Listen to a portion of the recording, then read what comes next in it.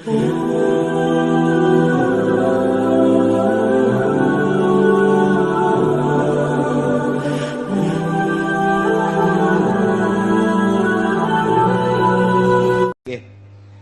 hebat makan jelema teh dibere sugih jeung susah akur bae tetep bae ibadah ka Gusti Allah tawadu eta hebat.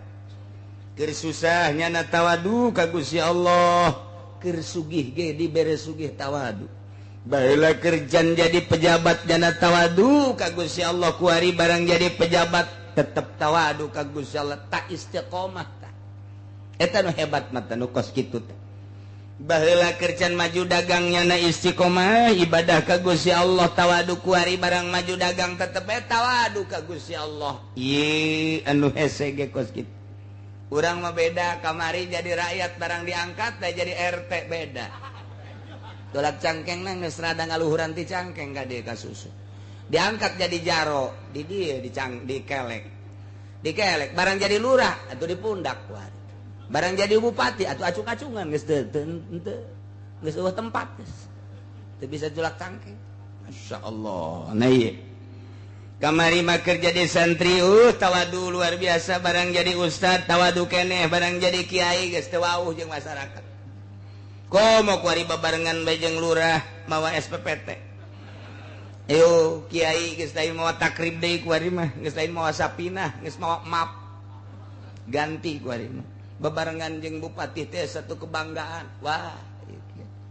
wayabtulu kiai uhu intaha anggeus ka kiaian. Masyaallah ya sajasa berubah nu mantak teu percayaan Gusti Allah ka eta kiai. Jaritakeun masalah ahli Mekah nu bangkawarah jasa tidak narima nasihat,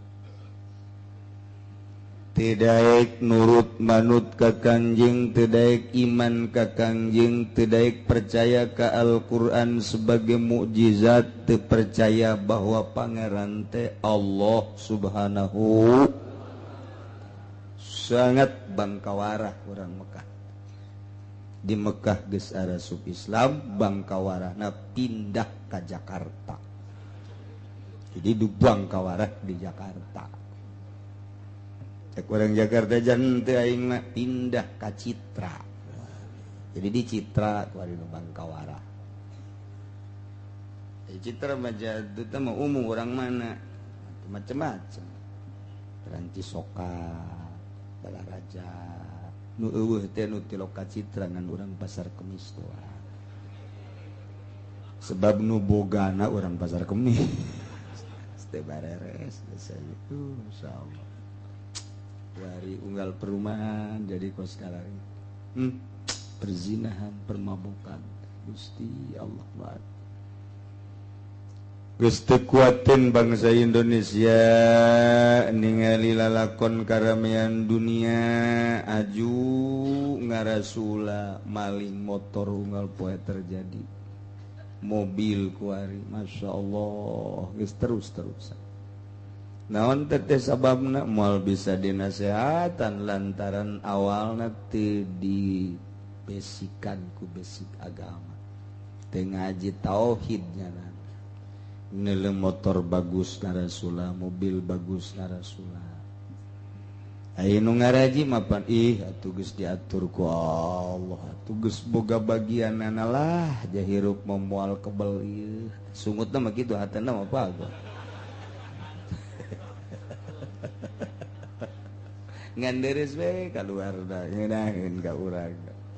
ngomong-ngomong heulana ngeunaheun anajan aya hatana mah tu pagon bae kos jelema neuleuh awewe geulis lah lu sok didelegeun bae kos kitu mah di imah bae padahal hatena mah tetep bae jageulis ieu beda cegah jeung nu di imah mah ya mah mulus amat nu di imah mah cedakna loba jasa Pak geus caritakeun cedak pan geus teu kuat Pak paling ge nyana atuh neureuy cidu we lah nasib aing dibebejokeun ke bae lah di sorga ke bae di sorga bidadari geus nungguan an paling bebenjokeun gitu joka soga nyonte panat iyalah kafir-kafir Mekah bangsa-bangsa Arab saat eta buang kawarah luar biasa dilelesan ku dilelesanan aku Kangjeng Nabi rada dikerasan saeutik wah nyiksa teu percaya penuh ka Kangjeng Nabi bahwa Kangjeng diangkat sebagai Rasulullah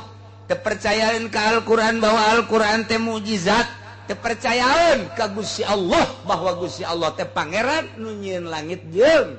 bumi nyana tetep bae nyembah da ka manat ka Lata ka Uzza patung nu dijieun kunyana disembah eta bae nya nama terus bae Kangjeng terus bae dakwahna terus bae Kangjeng dakwah lantaran nyala besi kalengitan dunia besi kalengitan tahta besi kalengitan kitu kamulyaan embung jasa iman ka Kangjeng Nabi Muhammad sallallahu alaihi wasallam tak ieu harta teh ngahalangan kamulyaan teh ngahalangan tahta teh ngahalangan mandek coba ge nu hebat makan jelema teh dibere sugih jeung susah akur bae tetep bae ibadah ka Gusti Allah tawadu eta hebat keur susah nyana tawadu ka Gusti Allah keur sugih ge dibere sugih tawadu baheula kerjan jadi pejabat nyana tawadu ka Gusti Allah kuari barang jadi pejabat tetep tawadu ka Gusti Allah tak istiqomah tah eta nu hebat mah nu kos kitu teh baheula kerjan maju dagang nyana istiqomah ibadah ka Gusti Allah tawadu kuari barang maju dagang tetep tawadu ka Gusti Allah ieu anu hese ge kos kitu urang mah beda kamari jadi rakyat barang diangkat da jadi RT beda dolak cangkengna geus rada ngaluhuran ti cangkeng ka dieu ka susu diangkat jadi jaro di dieu di kelek barang jadi lurah atuh di pundak kuari barang jadi bupati atuh acung-acungan geus teu geus eueuh tempat geus teu bisa julak cangkeng masyaallah nah ieu kamari mah keur jadi santri tawadu luar biasa barang jadi ustad tawadu keneh barang jadi kiai geus teu wauh jeung masyarakat komo kuari babarengan bae jeung lurah mawa SPPT ayo kiai geus lain mawa takrib deui kuari mah geus lain mawa sapinah geus mawa map ganti kuari mah babarengan jeung bupati teh satu kebanggaan wah wayabtulu kiai uhu intaha anggeus ka kiaian masyaallah ya sejasa berubah nu mantak terpercayaan Gusti Allah ka eta kiai lantaran berubah niatna batal begitu balik di pondoknya na dibantuan ku masyarakat nyeun pondok nyeun majelis niat lempeng keneh ngaraji masyarakat kadinya alhamdulillah santri aya 30 40 mah anugerah ti Gusti Allah luar biasa ulah neuleuh loba jeung saeutikna tapi neuleuh bisa isolul khair ilal ghair nyampekeun kahadean ka batur manfaat ngaranna kudu lamun ditampak ku eta murid aya 10 nampak aya 20 nampak nyanana geus maot diamalkeun eta ngocor bae pan ka kuburan tak eta nu dipikiran ge ngocor ka jero kuburan bu kokorolokan ieu gede amat pan kuari jadi mangpet ge kokorolokan mulus keneh 5-10 tahun mulus kiai teh bagus kuari datang partai Golkar Assalamualaikum salam damang kiai alhamdulillah pondok bangun rombeng ieu kiai cek adalah teu sakiayana bae ji kula mah rada mangmikirankeun ja kemajuan agama teh kapan lamun pondok jore meh ngeunaheun jasa tah kana ceuli masyaallah asa digerean bae tah nikmat jasa masyaallah atuh deuk kumaha majuna pondok kos kieu ke kula lah pokona mah dicepangieunkeun proposal lah kieu mah nu penting mah tanda tangan bae geus teu kudu hese kiai ulah henteu ieu mah demi kemajuan agama bae ulah hese-hese diajukeun ku kuda 100 ke paling nu katampana 60 masalah kan geus kitu bae dica bodoh atuh kos kitu mah cek mah teu hayang heuh masalah cek itu bawa kendaraan di mah kendaraan geus kos gitu ganti kayak kukula dipanyokeun meok araramis biasa masyaallah anak gacana yang sekupi tenang sekupi wong aduh dibangunkeun pondok bere mio bere sekupi berubah di jero hateuna nu tadina cinta ka santri cinta ka masyarakat nyampaikeun agama kuari cinta ka pamarentah nu zalim cinta ka jelema anu nyumbang teh beda cak Allah pan sia lain ka aing pan kamari mah sia ditentremkeun ku aing tatageunana ka aing ku aing dikiriman bae pan kuari kula tatageunnan ka ditu ka camat sia teu dibere betah santrina hareudang di pondokna santri hiji-hiji barang aju mingguanana aya mah aya ngana rundutan marepel tinggal 5 hujan gede teu ngaji beres ai baheula mah jah hujan ge ngaraji beta masyarakat belaan make payung naon eta lantaran kolbuna mailul kolbina berubah kamari mah cinta ka Allah bener-bener ngaluhurkeun agama kuari mah cinta proposal diantepkeun ku Allah kamari ku aing diurus ya lantaran sia ka aing kuari mah sia ka camat tuh datangan ku sia camat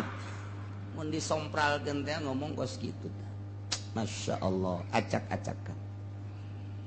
Tah ieu ahli Mekah teh geus eueuh bae aji ka Kangjeng Nabi. Teu percaya ka Kangjeng Nabi, buang kawarah luar biasa. Malah deuk ngabunuh Kangjeng Nabi dipimpin ku Abu Jahal. Tapi Kangjeng Nabi turun ayatnya di turunan ayat ku Gusti Allah melalui malaikat Jibril kul Muhammad bejakeun lahum ka ahli Mekah nu teu percaya ka anjeun-anjeun sebagai Rasul Allah. Teu iman ka Al-Quran bahwa Al-Quran teh mujizat teu percayaan ka Allah bahwa Allah teh pangeran anu nyieun langit jeung bumi bejakeun ka ahli Mekah ye siru fil ardi tsumma zuru kaifa kana akibatul mukazzibin bejakeun ka ahli Mekah coba jalan-jalan atuh aranjeun kabeh coba atuh berangkat aranjeun kabeh wahai ahli Mekah coba anjeun langlang buana coba ka negeri-negeri lain deuleu coba di negeri lain coba tingali ka Israel coba tingali ka Mesir coba tingali ka Syria coba tingali ka Yaman dititah tak urang teh mentak ieu siru fi'il amr siru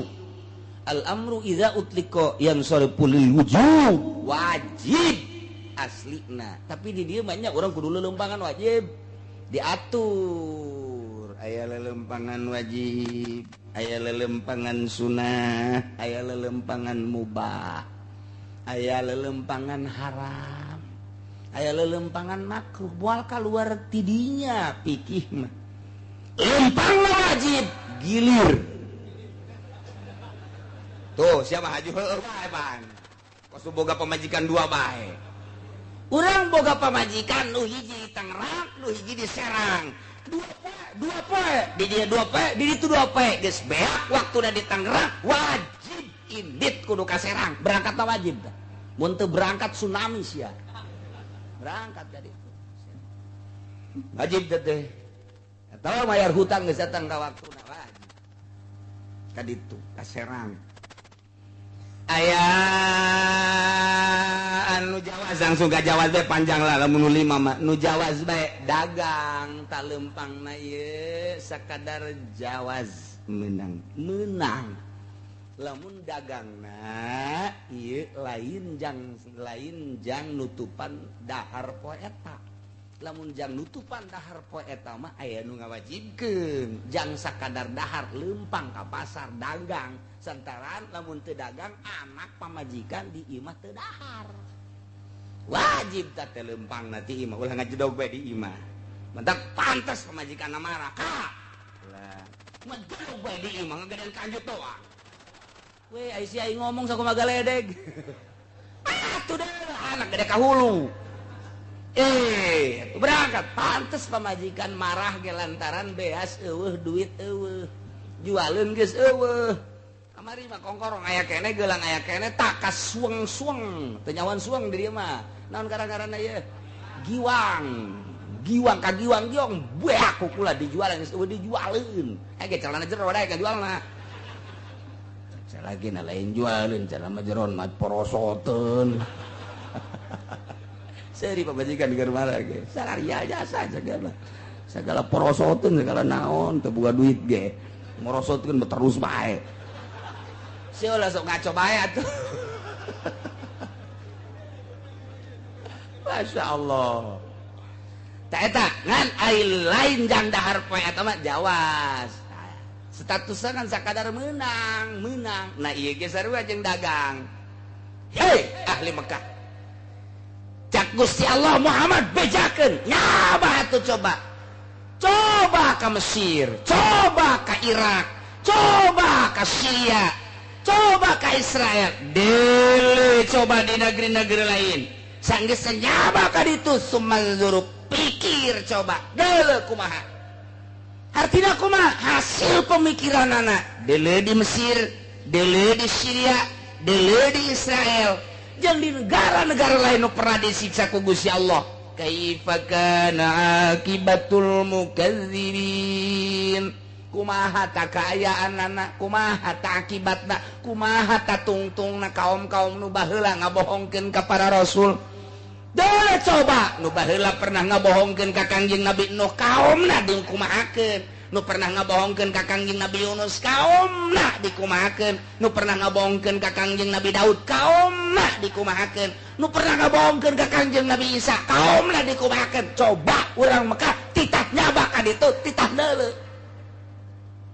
lamun kaum Kangjeng Nabi Lut baheula teh cak Gusti Allah dibalikeun pan ku aing gara-gara nyana teu percaya ka Kangjeng Nabi Lut bahwa Kangjeng Nabi Lut eta adalah utusan Allah hayu umatna teu saeutik-eutik acan ngajedi endahan ngaliwat bae ngadumling dibalikeun deuleukeun tah kaom bejakeun ka ditu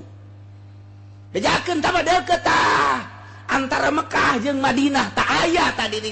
Mina tah kadinya eta urut saha eta Mekah Madinah tah urut nu baheula begitu boba itu lorek diserang memeh pasukan gajah baheula ge deuk aya nu nyerang Baitullah dihancurkeun ku Gusti Allah dibalikeun dunia penon taneuh teh deui coba tuh di Mesir baheula di zaman Kangjeng Nabi Yusuf disiksa kaumna deuleu coba titah berangkat ka ditu ayo bejakeun dibejakeun ku Kangjeng Nabi wahai ahli Mekah coba tingali ka negeri-negeri lain menjelajah atuh jam modal aya coba geus datang ka ditu kumaha kaayaan kaum-kaum nu baraheula nu ngabohongkeun ka Kangjeng Nabi ngabohongkeun ka rasul-rasulna pan eta teh min hilakihim bil azabi dirusak disiksa nu dikerem bae aya di hujanan bae aya nu di anginan bae aya ku Gusti Allah nah iyalah lihat tabiru supaya ahli Mekah nyieun contoh nyieun ibarat teh urang ge kuari teh meunang lempang coba aing ka Yordan ye ningali Ashabul Kahfi di Guha Yordan di ditu teh kapan aya laut putih tidinya aya larangan masuk kadinya lantaran belah dituna teh aya hiji kitu tanah nu lamun dicokot ku urang dibawa kemudian diasupkeun kana cai eta teh bakal seluruh penyakit eta mun ku urang diinum insyaallah cager hikmahna tah dilarang ku pemerintahan Yordan teu meunang tah mah didinya mah sebab aya dina hadisna dijaga ketat atuh urang mah di tembok-tembokna neuleuh nah kunaon gitu lantaran etalah pernah disinggahi ku Kangjeng Nabi Musa alaihi salam pernah ditincak ku malaikat Jibril alaihi salam lamun dina Quran diteliti faqabattu qabdatan min asarir rasul min asari hafiri farasir rasul lantaran Kangjeng malaikat Jibril teh naik kuda begitu naik kuda kitu kadeuleu unggal lain naik kuda malaikat Jibril ngarupa kuda unggal nincak jadi jara di tina taneuh kumaha bae jara di kitu jukut dan lain sebagainya berarti aya maul hayatan etalah pernah singgah di dinya malaikat Jibril teh tatek diamankeun ku ari urang neuleuh bisa neuleuh pagerna doang belah dituna aya guha ashabul kahfi nu aya dina Al-Qur'anul Karim di jerona masih kene ngagaloler tata jelema muksal minatam likho saribunus martunus zinwanus terus kapsatat nah eta paliastatinus kitmir nah eta 8 eta araya kabeh di jero buukna konon kuari mun kuari dibuka ye dideuleu eta buukna geus 3 kali lipat panjangna ti jelemana lamun jelemana aya sameter 70 eta buukna geus 3 kali sameter 70 atuh tah mah lamun urang deuleu kitu paeh urang pajar kuntilanak eta mah rewiganana kukuna geus paranjang biasa sebab teu paeh nyanana hirup sedangkan di zaman Raja Dikianus baheula teh wah sabara abad meureun ka dieu wah etalah kukuna geus pararanjang bulu matana ge panjang ieu lah nu bakal jadi tentara Kangjeng Nabi Isa alaihi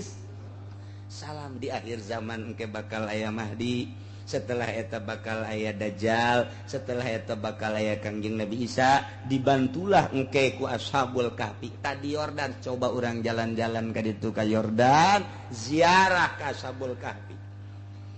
ziarah ka ditu murah ongkosna ge lah tah mah paling asa hektar moal murah ka Yordan coba jalan-jalan ke Mesir di dinya aya museum Firaun hulu nage aya awakna aya di museumkeun Firaun teh kapan dibalsem ti zaman baheula na ieulah aya di museum dirinya Firaun sosok Firaun teh kos kitu matana kos kitu ceulina kos kitu dan lain sebagainya jalan-jalan ka Misra amis di jero tuh dirinya jalan-jalanlah ka Israel bangkawarahna Yahudi Israel urang dina Al-Quran ya Bani Israil ya Bani Israil ya Bani Israil aya sabaraha Bani Israil teh dijelaskeun Yahudi Israel neuleuh urang ka karakter Yahudi coba neuleuh coba kaditu ka Cina baheula teh Kangjeng Nabi ka Jepang Kangjeng Nabi Nuh konon nyana teh dikerem teh di Jepang deuleuh coba ka Turki terus neuleuhan umat-umat nu baheula disiksa ku Gusti Allah kemudian kitu Kangjeng Nabi Yunus alaihi salam tah eta umatna baheula disiksa Kangjeng Nabi Hud itu dimake angin deuleuh coba ka ditu tah jang naon eta jang itibar meureun cek ahli Mekah aing ge sarombongan aing sagolongan aing meureun mun bangkawarah bae teu iman ka Rasul pasti disiksa tah supaya kos kitu mun ngomong urang nama seu lokos kitu nu geus-geus kieu teh cilaka tah eta bahasa urang tah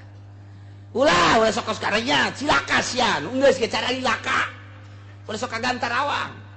cilaka sia ulah sebab urang Gantarawang geus ka dieu ku ari teh cilaka teh bahasa urangna kos kitu siru fil ardi masyaallah jang itibar supaya orang ulah nurutan kaum nu baheula nu disiksa ku Gusti Allah Subhanahu wa taala etalah irsyad merenya ho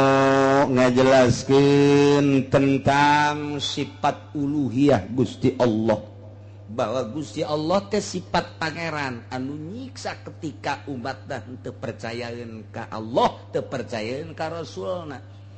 disiksa ku Gusti Allah jadi ayat ieu secara dimni ngajelaskeun katauhidan nauhidkeun ka Gusti Allah secara dimni ma fis samawati wal ard. Ucapkan ku anjeun Muhammad kalimat eta boga saha ma fis samawati wal ard. Langit katut esina bumi katut esina bejakeun eta teh milik saha kitu? Dijawab kul lillah. Lamun nyana teh daekeun ngajawab bejakeun eta teh milik Allah. Langit nangieun aing kitu Allah ngaranna. Saeusi langit malaikat nangieun Allah bejakeun. Bumi nangieun Allah lain jajadianan. Saeusi bumi nangieun Allah bejakeun. Langit bumi katut eusina milik saha? Mun teu daekeun ngajawab bejakeun kul lillah. Kataba ala nafsihi rahmah.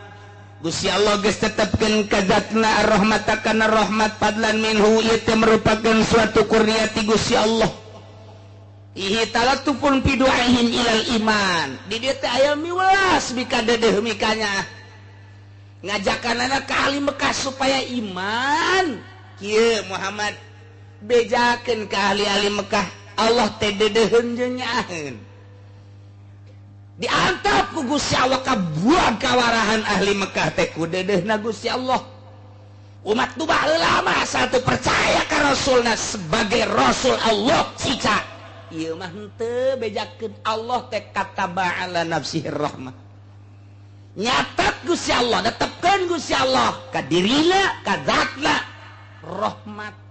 Henteu gegeran kitu ahli Mekah mah disiksa. Henteu kuari bohong, henteu kuari garasula, teu kuari teu percaya, kuari disiksa. Allah teh deudeuheun jeung nyaaheun bejakeun ka anjeun ditanggoan kitu ku Gusti Allah moal waka disiksa supaya iman. Kataba ala nafsihi rahmah. Kuari ge sarua ieu lamun lain aya rahmat Allah geus dikuwahakeun meureun. Lantaran nu mabok diunggal juru, nu judi diunggal daerah. Geus puguh nu maling mah rakyat maling kotok, maling mobil, maling motor. Ai pemerintah berdasi tanda tangan geus maling nu rakyat geus pabelit ku ari mah. Pamalingan kabeh atuh ku ari mah. Mun lain aya kataba ala nafsi rahmah, siksaeun Allah atuh kabeh ge ku ari. Lamun urang make Al-Qur'an kabehan nikmat jasa dagang atuh ngeunaheun meureunanan ieu nimbang napas bae. Lamun kiloan pas, lamun meteran pas, jasa rarieun meureun make Al-Qur'an aman. Tapi buktikeun coba kuari ulah-ulah jauh di pasar Kemis bae urang meuli 1 kilo gula timbang deui di imah teu ceuli datang aya ka 1 kilo deui bae. Lantaran urang nyaho dedegan 1 kilo mah asana sakitu tah barang meuli urang 1 kilo sagede peureup. Ieu mah asana moal aya eta sangkilang di pasar Kemis nu ngaraji komo di Cikupa mah teu aya. Acak-acakan tah mah. Kitu keneh meteran dan lain sebagainya. Ieu geus teu make Al-Qur'anul Karim kuari lamun make Al-Qur'anul Karim auratna ge atuh ngeunaheun jasa awewe atuh meureunanan kudu nutupan aurat ulah kadele dada ulah kadele beungeut kabeh moal aya nu kumaha-kumaha aman meureun ki haji ngaji ka Cilongok teh. Tapi pan kuari mah barang ngaji ka Cilongok. Waduh bebe jadi kanu di imah kakak dek ngaji deui ka Cilongok pan getap amat ka emang aya naon ngunahun jasa ngajina horeng lain neuleuh bujur gede. Hayu sia da kumaha ye. Dadana kabuka saeutik masyaallah. Anu di imah bae neuleuh urang Lampung putih bitis sakadeuleu. Aduh masyaallah. Susu mararentol. Bibirna bareureung. Ieu teh auratna. Mun jelema nuturkeun Al-Qur'anul Karim aman. Urang leumpang ka jalan atuh nyeuleuh sakumaha barong bae geus kitu teh. Eueuh masalah aja. Eueuh aja awena ge embung kalaluar di ari mah bae mun make Al-Qur'anul Karim mantep jasa. Aman ya Allah ya Rabbi moal aya bahasa pornografi, moal aya fotografi. Moal aya teh pornografi geus kabehan make Al-Qur'anul Karim nikmat luar biasa. Akibat teu make Al-Qur'an kieulah kaayaan bangsa jeung nagara.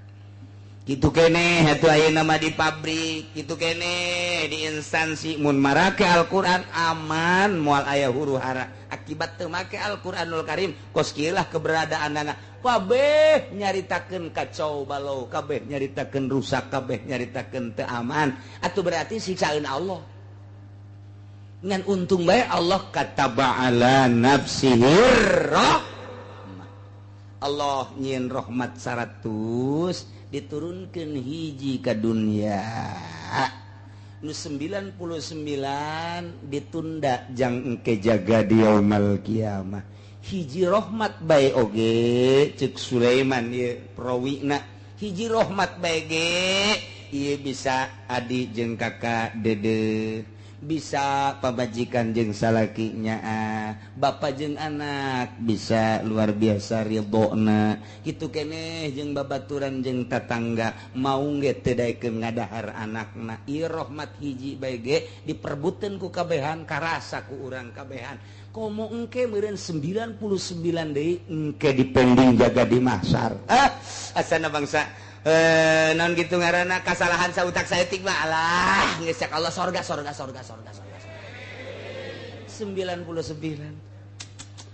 Ieu saya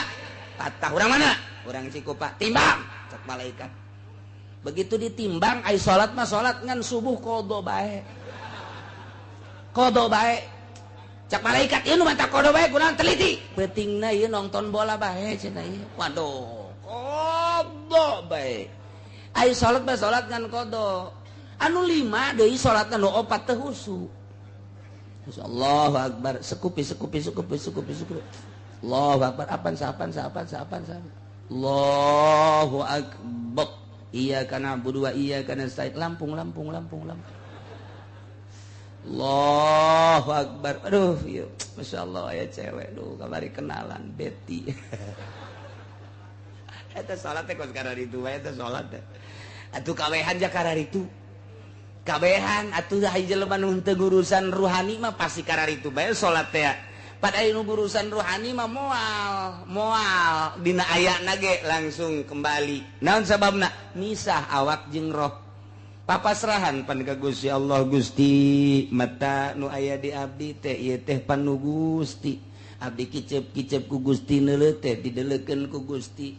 Kabeneran ku abdi digunakeun lain anu dipake karidho ku Gusti. Hampura Gusti kitu keneh ceuli kitu keneh irung kitu keneh kabeh teh awak urang ya. Lah Gusti ai jasad mah di mana geus teu aya rohan isuk pageto meureunanan ieu mah dibalangkeun ka kuburan. Boro-boro dengan jeung tetangga sangkilang pamajikan ge anu unggal peuting sare babarengannya nangis embungeun ku ari mah geus ngagojod bangke dipicen kaleuweung dikubur ieu mah jasad tapi roh abdi ieu pan ka Gusti.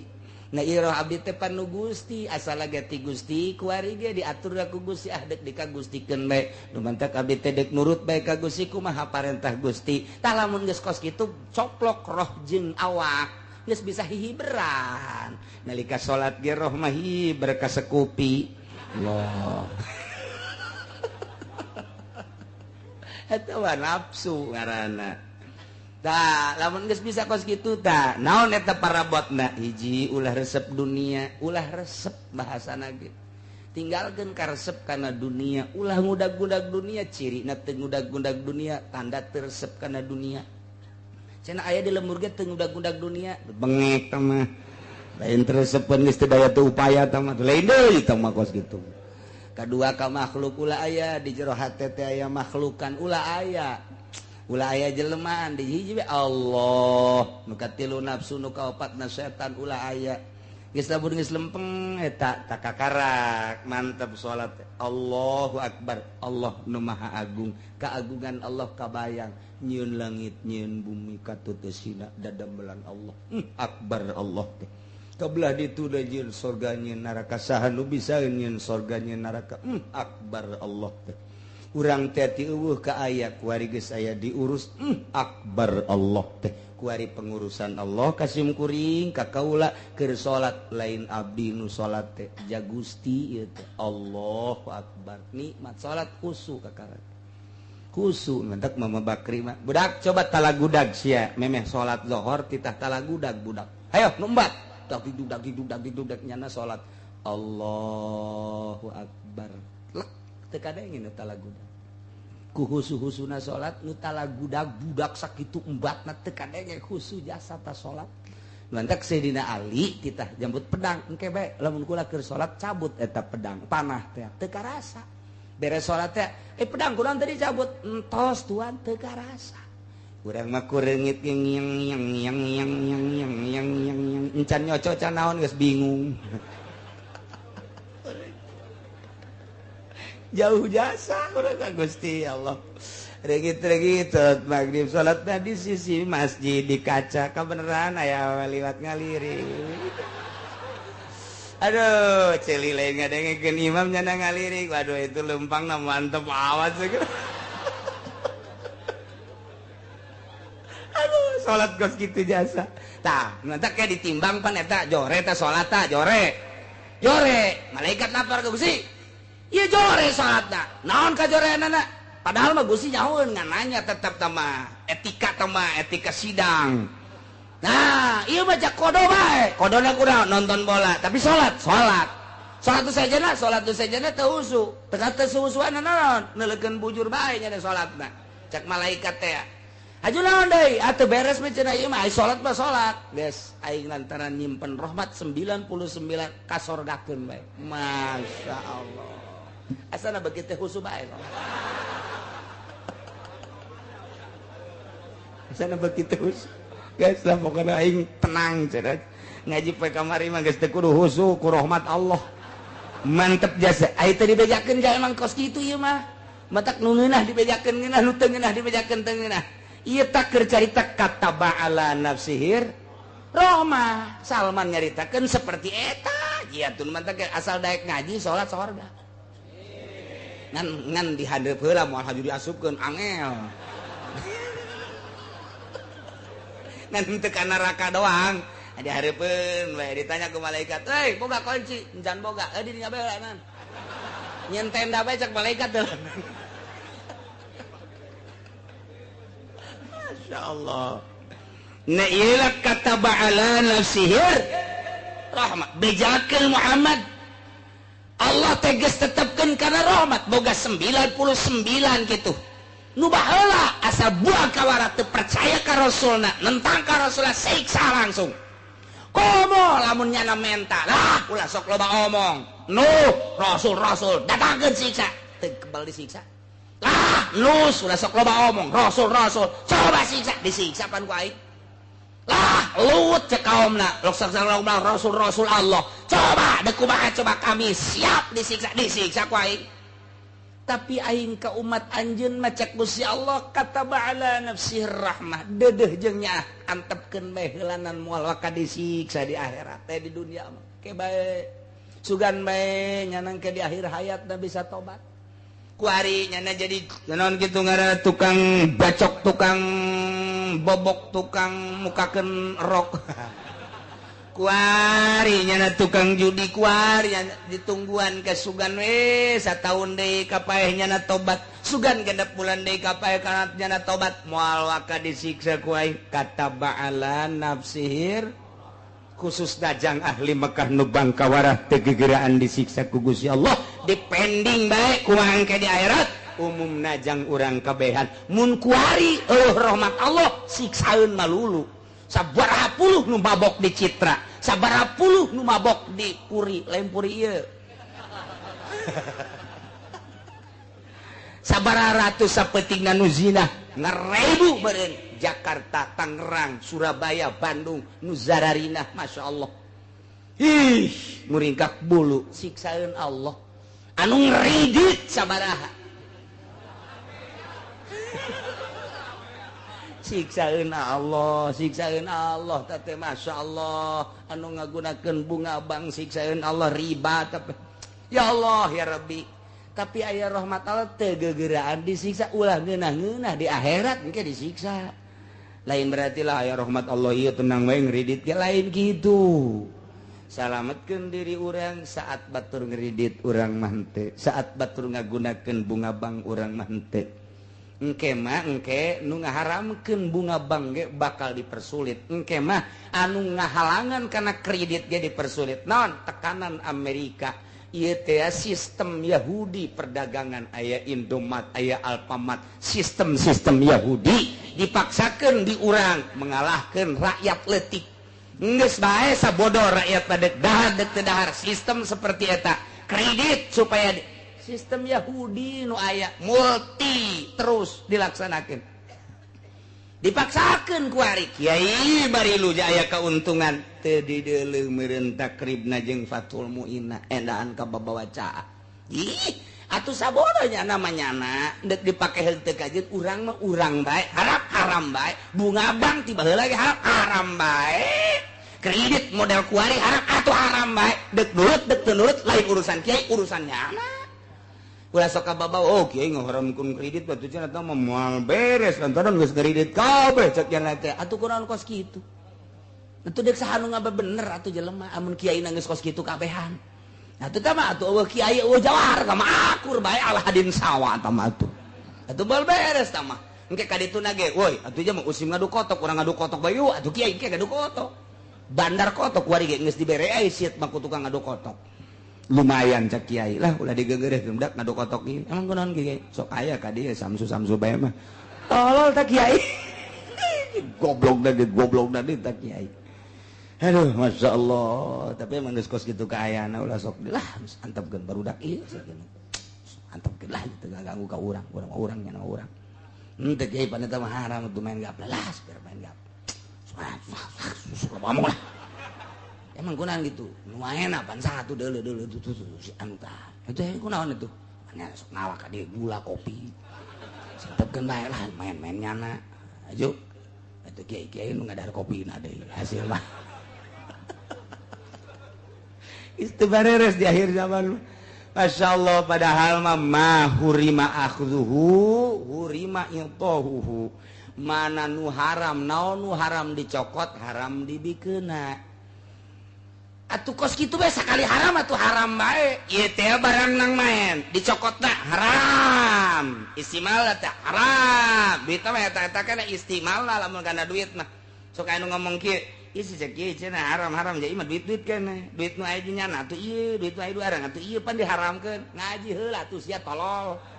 atuh akibat teu ngaji kos kitu tah loba nu ngomong karitu saya duit teh ieu keneh pan ieu teh ku sebab kitu jadi haramkeun janyana ge nya ka duit ieu keneh ngaco tak kiai sia tak kiai nu ngaco goblok ayo teu ngaji hararese ngaji heula atuh ulah sok juga hukuman sorangan jadi istimalna deuleu tadi usul fikihna geus ma hurima akhluhu hurima i'tauhu wa ma hurima talabuhu atuh hurima deui akhluhu nah anu haram di teanganana haram gitu dibikeuna atuh haram di teanganana nyogok haram menta disogok ke haram judi duitna haram dibikeun lagi ka kiai haram sarua bae talamun aya jelema judi mi mere ka kiai aju kiaina narima nyaho aya teh nyaho onam rada dihampura ieu mah teu nyaho ieu teu nyaho bae ladana atulah mono hararese jasa ieu mah keur teu nyaho tah masalah ieu mah nyaho eta teh hasil judi judi inum ku kiai didahar ku kiai coba sholat Allah cek paru yang amat ieu ngasan teu ngarina hini sholat bensin 2 tak bensin tah 2 tak anu mantak kuari duit di pemerintah duit pajak haram pajak mah kabeh ge geus mutlak mah seluruh imam pajak mah haram dibikeun ka kiai pake salat ku kiai Allahu akbar tek ceuli teh lain cakula Imam Ghazali ngomong kos kitu Imam Qushairi ngomong kos kitu Syekh Abdul Qadir Al-Jailani ngomong kos kitu deuleukeun jelema nu bensina teu beres moal husuk kajen kukumaha mantak satungtung nyana cicing di pemerintahan kajen teuing ka mamana lalakonna tetep bae moal husu bensina teu beres bensin teu beres moal kajen kukumaha bisa disumpah bisa jasa jelema husu mah lain kos kitu cenah eta tarangna hideung badug-badukeun ku sia kena hideung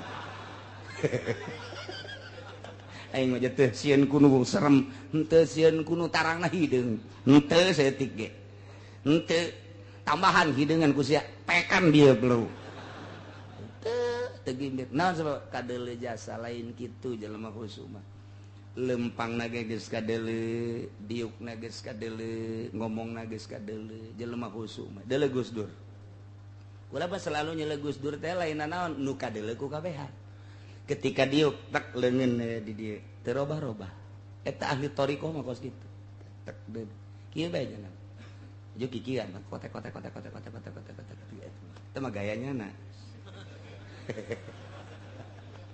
leungeun coba urang mah pan lamun diuk dia tuh leungeun ka mana bae ka ceuli ka irung atuh leungeun ngopepang artina lamun diuk keur teu ngaji jadi ini mah kieu bae ngobrol kieu ngaji kieu eta teh hese hayang diuk kieu coba saminggu bae bisa kitu mun teu kurus ya teu deulekeun diuk da ku jeung mantep ku ahli toreka ka ahli torikot ka dulu kumaha ge diuk da lain deui atuh boga jurus-jurus tersendiri mentak lamun aya di dieu nganggang bae ieu na. Oh, cimacan berarti. Atuh kajawan bae. Masya Allah kataba ala nafsihir rahmah la yajma'annakum ila yaumil qiyamah. Yakin Allah bakal ngumpulkeun ka aya renjeun kabeh ali bekah khusus umumna kakabehan ila yaumil qiyamah. Tepikeun ka poe kiamat maksudna engke di poe kiamat kuari mah moal disiksa cek Gusti Allah deudeuh jeung nya aing kena diantepkeun ka aya hiji dua modal kamari di Aceh aya hiji dua modal di Yogyakarta aya hiji dua Jakarta ka Kerem modal hiji dua eta mah jang itibar nu sejana bae ulah kitu atuh aing teh bakal nyiksa deui sia kitu kuari sabenerna mah tsunamieun gempaeun deui Tasikmalaya baheula masyaallah gunung Bitu walah luar biasa ambalayah na jelema datang ka dikawin-kawinkeun asal aya nu daek ngawin bepan kula mah keur di Garut tarita begitu isuk-isuk dek ngaji isi loba lebu naon ieu oh Gunung Galunggung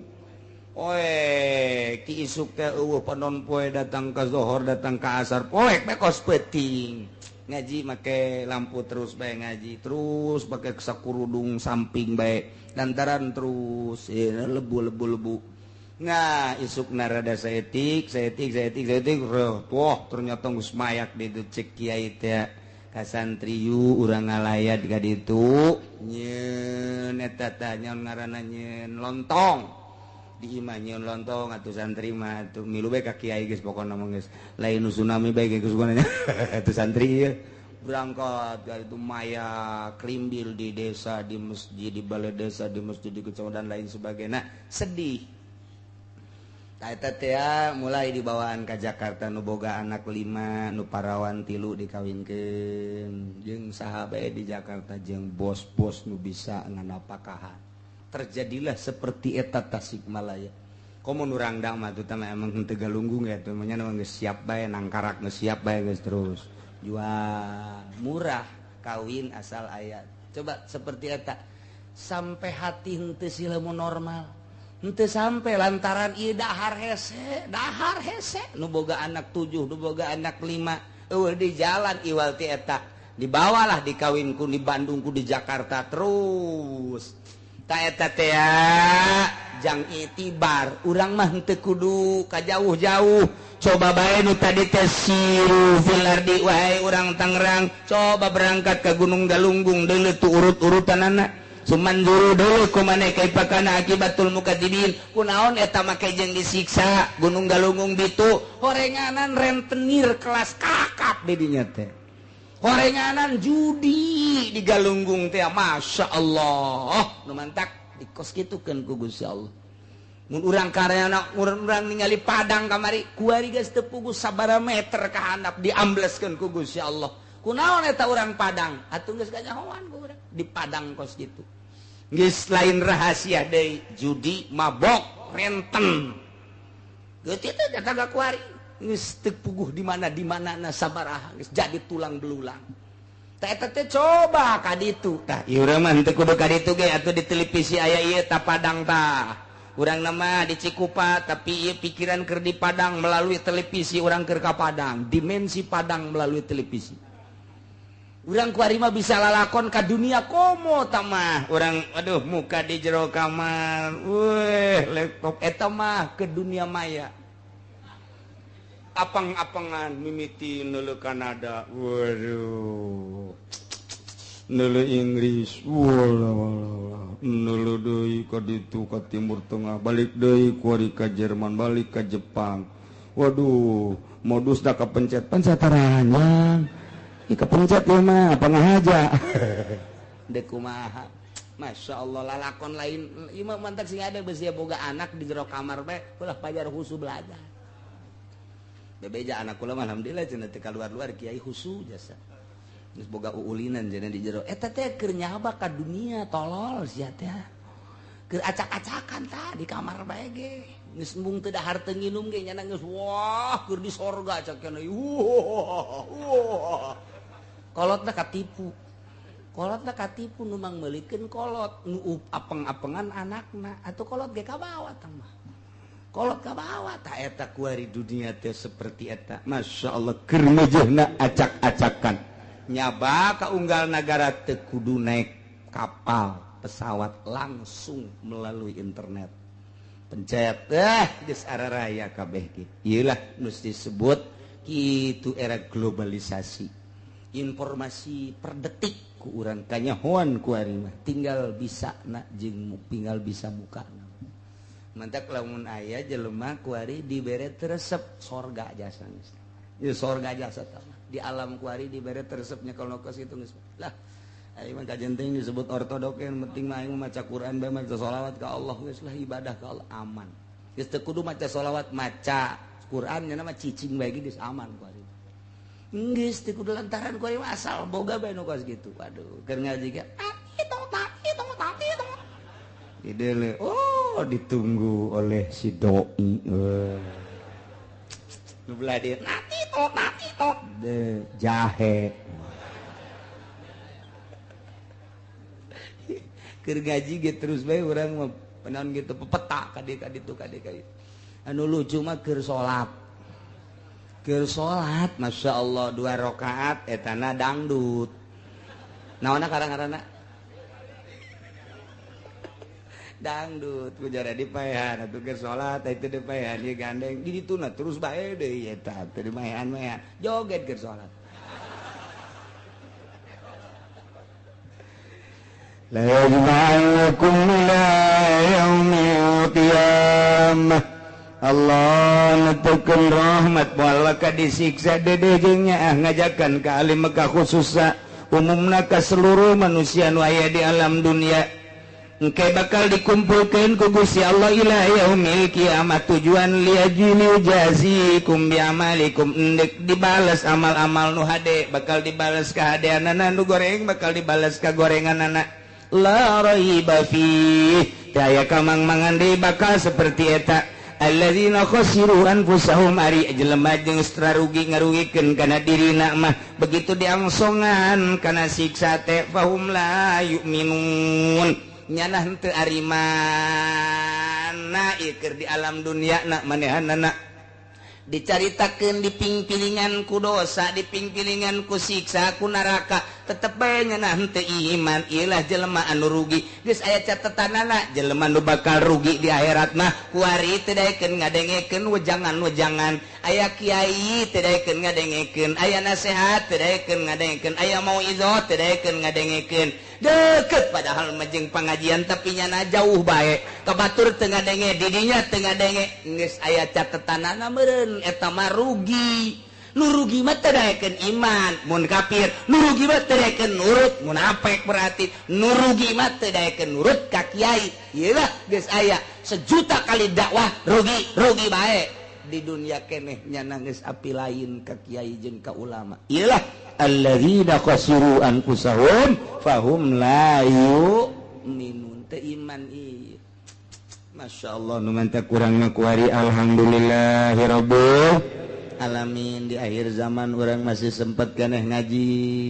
ngadengekeun Al-Qur'anul Karim orang bisa merenung ka Gusti Allah mempertimbangkan salah jeung bener bisa memperbaiki diri orang kadang hayang hudang ti peting kadang-kadang hayang tersirat di hati orang salat duha kadang-kadang boga duit hayang sodako komo nunggeus kolot malah harta aing aya aya pembangunan masjid aya pembangunan majlis aya pondok pesantren lah centang tuku anak mah disodakohan aing bae nang saha ta boga pikiran kitu nang Allah berarti nyana dek disalametkeun mun urang boga harta loba kemudian tidak ekos gitu berarti moal disalametkeun hisabeun Allah berarti lantaran dunia mah halaluha hisabun wa haramuha iqabun gitu kene tingkah-tingkah urang ucapan-ucapan urang lamun memang urang dibenerkeun ku Gusti Allah mah atuh dibere lurus baik dek disalamatkan lurus baik dasar urang dek dirugikeun mah